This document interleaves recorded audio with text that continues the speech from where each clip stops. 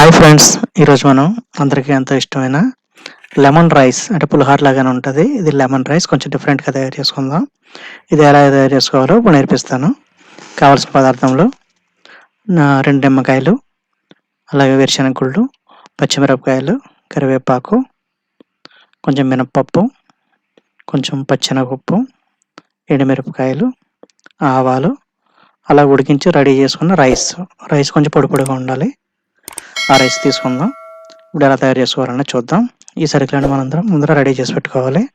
పోపు దినుసులు ఎంత ఎక్కువ వేసుకుంటే కనుక అంత టేస్టీగా ఉంటుంది. దాంట్లో కొంచెం పసుపు, సాల్ట్. ఇప్పుడు మనం ఒక కడాయి తీసుకుని, చిన్న మొగుడు లాంటిది పర్వాలా తీసుకుని, దాంట్లో ఒక 5 స్పూన్ల ఆయిల్ వేసుకుందాం.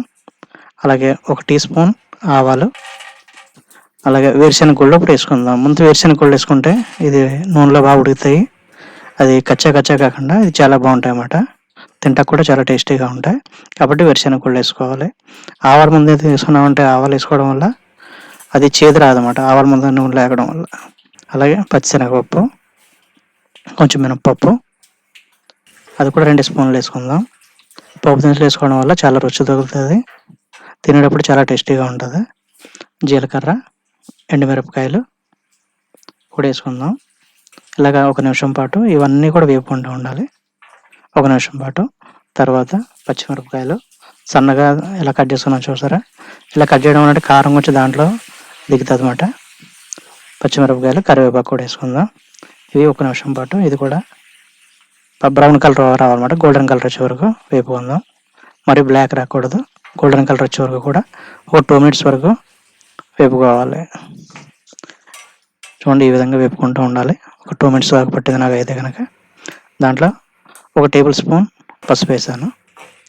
ఈ పసుపు వేసి కూడా దాంట్లో ఆయిల్లో ఉడకనివ్వాలి. పసుపు వేయడం వల్ల కలర్ మనకి కలర్ఫుల్గా కనిపిస్తూ ఉంటుంది. అలాగే సాల్ట్ ఫస్ట్ ఇప్పుడు కొంచెం వేసుకోవాలి. సాల్ట్ మళ్ళీ తర్వాత వేరేగా చూపిస్తాను, అప్పుడు ఇంకా వేసుకోవాలి. ఇప్పుడు 1 టీ స్పూను సాల్ట్ వేసాను. అలాగే ఇప్పుడు తయారీ విధానం. ఇప్పుడు ఫ్రై చేసి పక్కన పెట్టుకున్నాం కదా, అదొక పక్కన పెట్టుకోవాలి. గ్లాసులో ఇంతకు 2 నిమ్మకాయలు తీసుకున్నాం కదా, ఆ నిమ్మకాయలు జ్యూస్ కింద ఆ నిమ్మకాయల జ్యూస్ అంతా ఒక గ్లాసులో పిండుకోవాలి. దాంట్లో కొంచెం సాల్ట్ కూడా కలిపాను. ఇందాక కొంచెం పోపు దినుసులు వేసాను. ఇప్పుడు కొంచెం లెమన్లో వేసాను, లెమన్ జ్యూస్లో. ఇప్పుడు వైట్ రైస్లో మనం మొత్తం వేసుకోకుండా లెమన్ జ్యూస్ కొంచెం సగం వేసుకోవాలి. ఎందుకంటే పులుపు మరీ ఎక్కువైతే తినలేం కాబట్టి ఎంత కావాలో అంత వేసుకోవాలి. ఇప్పుడు సగం వేసాను. సగం వేసి ఫస్ట్ రైస్లో కలిపేవాలి ఆ నిమ్మరసం అంతా.